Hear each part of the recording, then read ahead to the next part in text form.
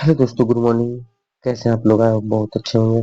चलिए, आज आपको फिर से स्वागत है बिहार एजुकेशन अड्डा में, नए क्लास में। बायोलॉजी का पहला चैप्टर का नए क्लास में फिर से स्वागत है। आज हम समझेंगे जंतुओं पोषण के बारे में। तो जंतु में पोषण कैसे होता है, हम लोग पिछले क्लास में समझ चुके थे। अब हम समझेंगे पोषण कैसे होता है और कितने चरणों में संपन्न होता है। जंतु में ये पोषण टोटल 5 से 6 चरणों में संपन्न होता है और एक एक करके सबको समझेंगे। पहला अंतर्ग्रहण। अंतर्ग्रहण होता क्या है? अंतर्ग्रहण होता क्या है? तो अंतर्ग्रहण के बारे में समझेंगे। जब जंतु द्वारा भोजन शरीर के अंदर ग्रहण किया जाता है उसे अंतर्ग्रहण कहते हैं। यानी जब हम खाना खाते हैं ना, अंदर लेते हैं, उसे हम अंतर्ग्रहण कहते हैं। जब हम खाना खा लेते हैं उसके बाद क्या काम होता है? पचने का काम होता है।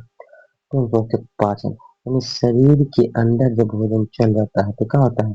भोजन एक सरल अणु में विघटित होना, ये पाचन। यानी भोजन जो है सरल अणु में, कण में जो टूट जाता है, छोटा छोटा कण में जो टूटता है, उसे ही हम क्या कहते हैं? पाचन कहते हैं। और तीसरा क्या है? अवशोषण। तीसरा क्या है? अवशोषण। तो अवशोषण क्या होता है? यानी पाचन क्रिया के फलस्वरूप भोजन सरल अणु आंत की दीवार द्वारा अवशोषित होकर रुधिर में मिल जाती है। यानी जब भोजन हमारे सरल अणु में टूट जाता है तो टूटने के बाद आंत की दीवार के द्वारा अवशोषित, यानी आंत का जो दीवार है उसे सोख लेता है और सोखने के बाद क्या करता है?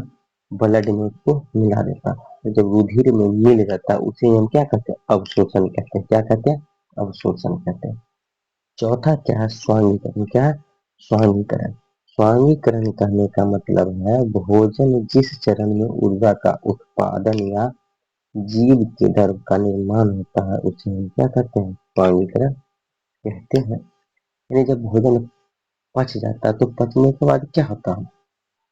हमें एक ऊर्जा प्रदान होती है, ऊर्जा के रूप में उत्पादन मिलता है और उससे क्या होता है? जीव द्रव का निर्माण होता है जिससे हमारे शरीर में कुछ एनर्जी मिलती है। उसे हम क्या कहते हैं? स्वांगीकरण कहते हैं। और पांचवा है बहिष्करण। इसे उत्सर्जन भी कहते हैं। क्या कहते हैं? उत्सर्जन भी कहते हैं।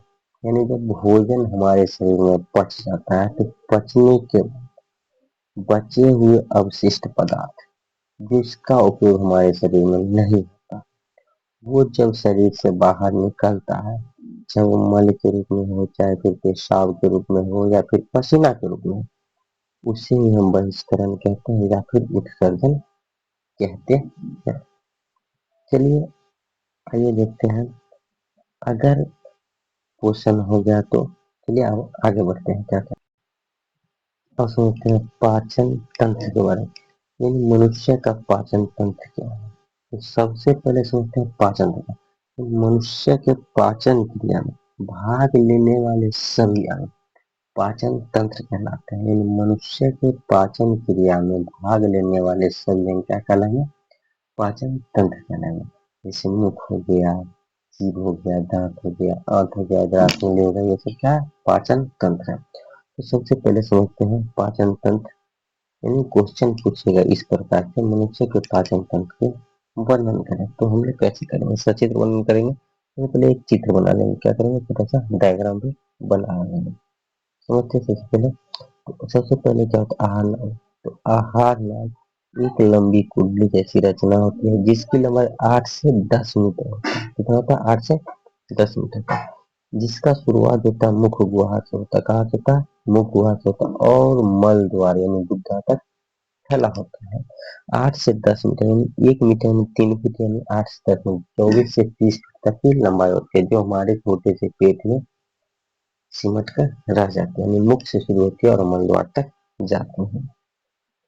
अब आती है बात मानव पाचन तंत्र का सचित्र वर्णन करें। ये जो है क्वेश्चन पूछा गया है, 2014 में भी पूछा था, 18 में भी पूछा, 19 में पूछा, 21 में भी पूछा और आगे पूछने की संभावना, इसलिए ये क्वेश्चन जो है भी लिया है। क्या है? भी लिया है, इसलिए हम इसको अच्छे से समझेंगे। आइए समझते हैं मनुष्य का पाचन तंत्र कैसे संपन्न होता है। तो मनुष्य जब अपना भोजन करता है तो सबसे पहले क्या करता है? मुख में लेता है। क्या चलता है? मुख में लेता है। तो मनुष्य का पाचन तंत्र जो होता है प्रमुख अंग के द्वारा या ग्रंथि बहुत सारे अंग भाग लेते हैं। कौन कौन भाग लेते हैं? सबसे पहला काम है मुख गुहा। तो मुख गुहा का क्या काम है? किसका काम है? मुख गुहा। तो मुख गुहा का क्या काम है? मुख गुहा का काम है, यानी मुख गुहा आहार नाल का सबसे लंबा अंग होता है। यानी सबसे पहला अंग कौन है? मुख गुहा है।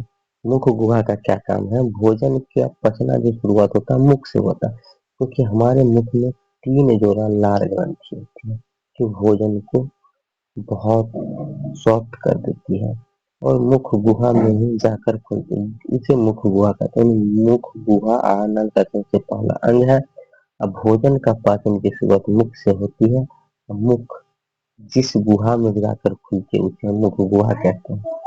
मुख गुहा के अंदर इसमें दांत, जीभ एवं लार पाई जाती है। इसमें दांत का कार्य है भोजन को छोटे छोटे टुकड़ों में तोड़ना और लार ग्रंथि से लार स्रावित होता है। और जीभ का काम है इसको भोजन में लार मिलाना ताकि जो हमारा भोजन बहुत सॉफ्ट और सिल्की बन सके, सॉफ्ट और सिल्की बन सके। अब समझते हैं दांत के बारे में। दांत जो होता है मुख्यतः 4 प्रकार का होता है। कितने प्रकार का होता है? 4 प्रकार का। पहला होता है छेदक, दूसरा होता है भेदक, तीसरा होता है अग्रचर्वणक, चौथा होता है च्यवनक। अब छेदक को इंग्लिश में इंसिजर कहते हैं, यानी काटने वाला जो आगे का जो दांत है हमारा वो क्या कहलाता है? इंसिजर कहलाता है। भेदक, भेदक यानी जो फाड़ने वाला दांत है, यानी 4 दांत जो है ऊपर गिने गए, यानी 4 दांत ऊपर और 4 दांत नीचे, सामने वाले दांत के जो बगल वाला दांत है उसको हम कहते हैं भेदक, जो फाड़ने का काम करता है। अग्रचर्वणक, अग्रचर्वणक यानी जो चौवा होता है उसके आगे वाले दांतों से अग्रचर्वणक कहते हैं और च्यवनक जिससे हम खाना क्या करते हैं पूरा अच्छी तरह से पीस पास के ठीक करके उसे कहते हैं च्यवनक। अब जीव क्या होता है? हमारे जीव के अंदर 10,000 से भी अधिक स्वाद कलिका पाए जाते हैं। सबसे पहला अग्रभाग जो है मीठे स्वाद का प्रति संवेदनशील है, यानी अगला जीव का जो आगे वाला भाग है वे हमें मीठा स्वाद बताता है।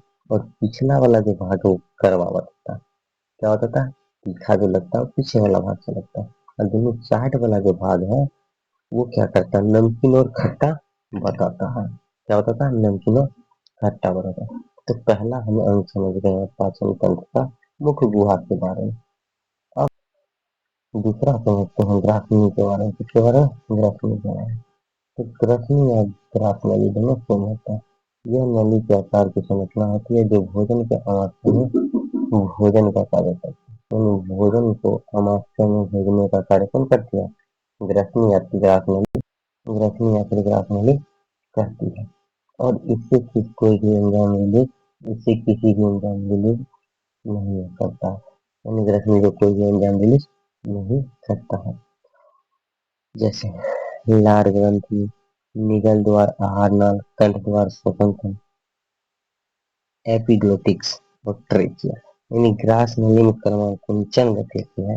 दोस्तों याद रखना साथियों, यहाँ से एक ऑब्जेक्टिव क्वेश्चन, ग्रास नली में कैसी गति होती है? क्रमाकुंचन गति होती है। कैसे होती है? क्रमाकुंचन। और ये क्वेश्चन भी आया है, इसीलिए इसको अच्छे से समझना और रख लेना है। चलिए आइए देखते हैं आगे।